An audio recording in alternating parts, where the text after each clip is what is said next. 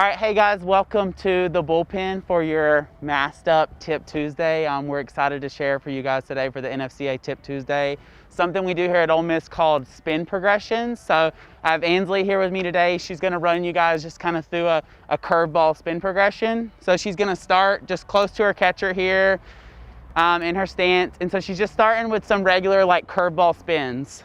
I know that some people like feel a certain way about like their kids doing close-up spins. It's not something that I'm like, I love kids going straight from spins straight back to the mound. So something that I really try to do is say, okay, we're gonna progress this backwards. So we're gonna start with these close-up spins, and then she's gonna go a couple different spots back going through that spin progression. So we're gonna try to find out like, if she's losing that spin, in what phase is she losing that spin, right? Is it because she can't get her hand there?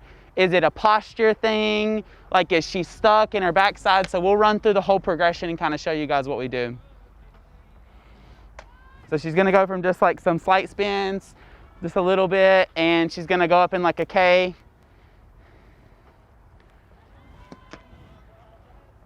So we use a variation of spin toys here. Sometimes we'll use a spinner, sometimes we'll use a big ball, sometimes we'll use a half ball, just a lot of different things that we use.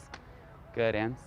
Remember not letting it fall out. So one of Ansley's problems is she kind of lets it fall out sometimes. So you'll notice as she comes down, she's really trying to keep her palm up and spin her fingers around the ball for that curveball. Her third phase is just gonna be in front of her here. So here she's really thinking about her posture. So she tends to get a little bit leany. So she's just starting in that nice stack stance with her legs and her posture, really good. So I really use this a lot when we're developing pitches, or when as a freshman, Ansley came in with a pitch that she thought spun a certain way, but really it doesn't. So she decided that we were gonna throw it. It's gonna be one of our best pitches. So we decided we're gonna run through a full spin progression with it. And she does it almost every day.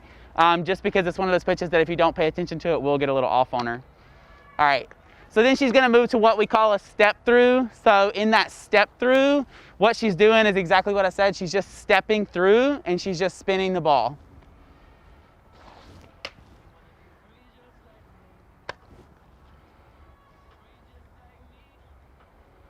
So this is like less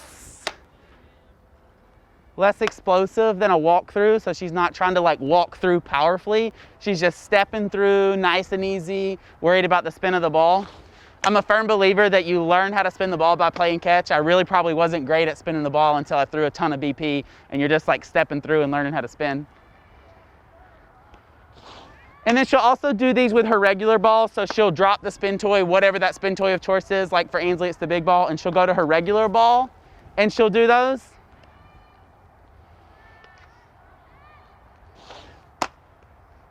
Yep. And this is just like for your athlete, like find out what works for them. Like how many of each do they need? What are their phases? It doesn't have to be like tight, close spins to Ks to forward. Like what do they need? Play around with it, make it your own. Good, and then she's just gonna step on the mound, and what we'll do kind of like what we call stops or phases. So she's gonna come out of her full pitch.